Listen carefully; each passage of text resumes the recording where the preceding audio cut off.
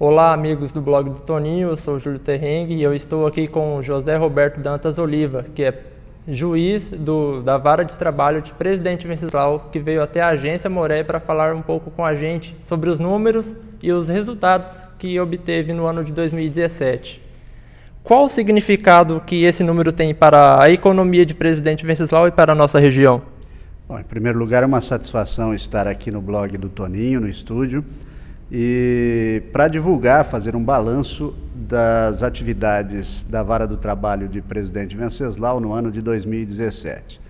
Nós conseguimos pagar entre trabalhadores, contribuições previdenciárias, imposto de renda e custas processuais, 43 milhões, mais de 43 milhões e 300 mil reais, só no ano de 2017.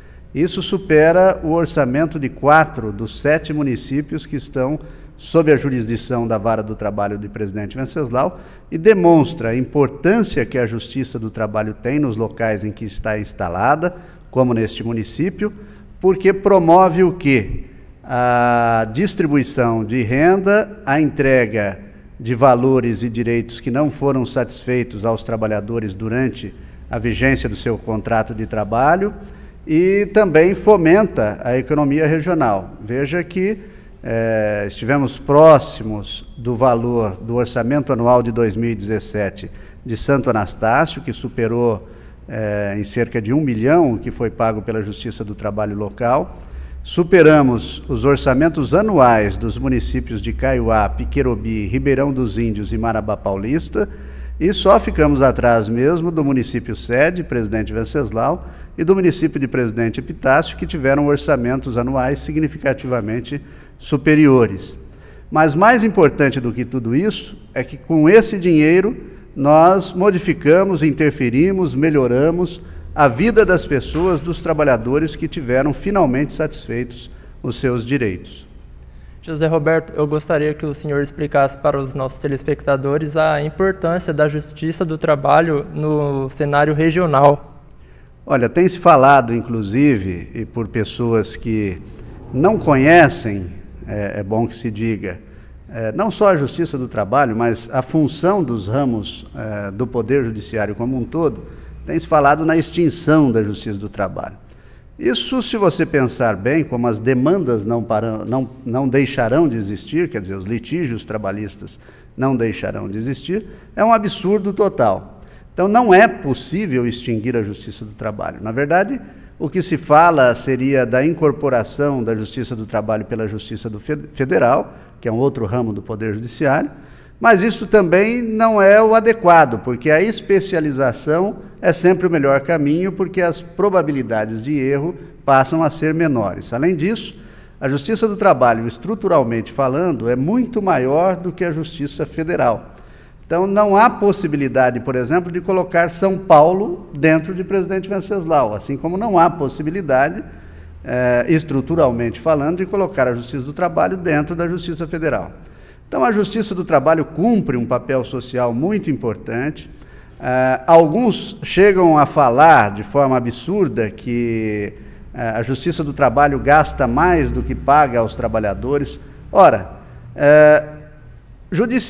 ramo do judiciário nenhum tem o dever ou a obrigação ou a incumbência de dar lucro. Se nós partirmos desse raciocínio, nós teríamos que extinguir todos os ramos do Poder Judiciário. Porque a Justiça Criminal, por exemplo, ela dá prejuízo. Ela manda pessoas para cumprir penas, isso exige a construção de presídios, uma série de providências. Agora, o Poder Judiciário não tem a finalidade de dar lucro, ele tem o dever, o seu dever maior é entregar a justiça, promover a pacificação social, e é isso que a Justiça do Trabalho faz. Desde a encíclica Rerum Novarum, de 1819, portanto, do início do século XIX, que o Papa Leão XIII prega que não existe capital sem trabalho, e nem trabalho sem capital. Quer dizer, é preciso promover um encontro de interesses e a pacificação entre capital e trabalho. E é isso que a Justiça do Trabalho faz, promovendo conciliações, que é a sua vocação maior, e também, quando os direitos não são satisfeitos voluntariamente, depois principalmente do julgamento, executando o patrimônio dos devedores para satisfazer os credores trabalhistas. Falando em audiências de conciliação, o senhor disse que no ano de 2017 foi extremamente positivo. Qual a perspectiva para o ano de 2018?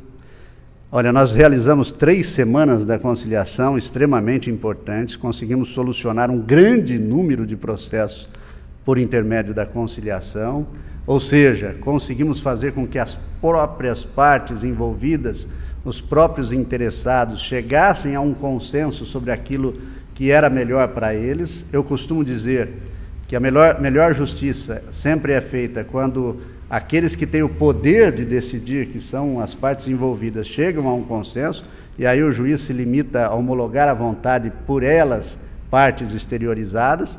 Ora, quando não é possível, o Estado, o juiz, então, tem que decidir por elas. Quando elas não conseguem chegar a uma solução, assistidos por seus advogados, sobre aquilo que é melhor, então o Estado dita aquilo que é entendido como direito de um ou de outra parte.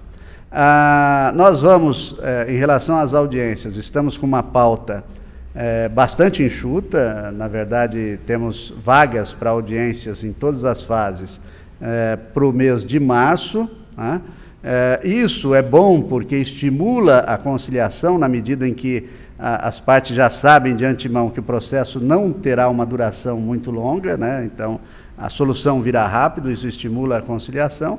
E vamos investir também, além de na conciliação, investir na mediação. O Tribunal Regional do Trabalho já nos enviou mobiliário para isso, vamos realizar audiências de mediação e vamos tratar também, de forma bastante intensa, da execução. O ano passado cuidamos de enxugar a pauta, de resolver outras pendências e problemas, e esse ano nós vamos nos dedicar, além da conciliação, também à execução do patrimônio daqueles devedores que ainda não satisfizeram os direitos reconhecidos aos trabalhadores. Na fase de execução, o senhor falou que será intensificada no ano de 2018 com o uso de ferramentas eletrônicas disponíveis para a busca de patrimônios dos devedores. Explica para a gente quais são essas ferramentas e como isso deverá ser feito. Olha, a evolução tecnológica chegou também ao judiciário e nos auxilia bastante. Antigamente, por exemplo, para você descobrir se alguém tinha dinheiro numa conta bancária, o oficial de justiça tinha que percorrer todas as agências bancárias do município, por exemplo, e verificar se havia ou não saldo, se havia conta e se havia saldo nessa conta. E se houvesse, por exemplo, no município vizinho, já não se descobriria se a pessoa, se o devedor tinha dinheiro em conta corrente ou qualquer investimento financeiro.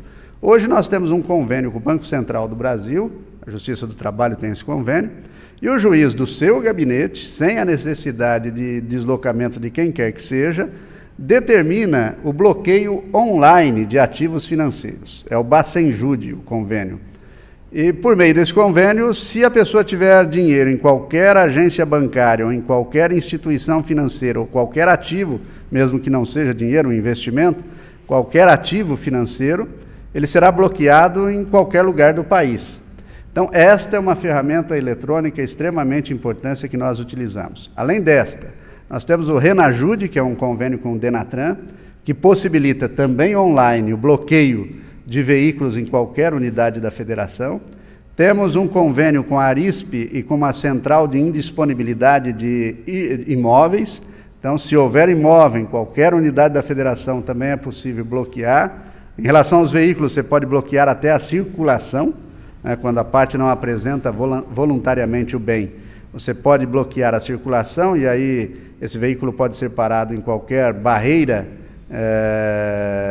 policial. E existem outros instrumentos. Também tem o Banco Nacional de Devedores Trabalhistas e o Serasa, um convênio com o Serasa, que é para negativar aqueles que devem para trabalhadores, assim como qualquer um do comércio faz, por exemplo. E, além disso, há uma área de inteligência na Justiça do Trabalho. Em Presidente Prudente tem uma unidade dessas de pesquisa patrimonial, em que é possível até detectar fraudes quando a pessoa transfere, por exemplo, para não satisfazer direitos trabalhistas, transfere patrimônio para outro.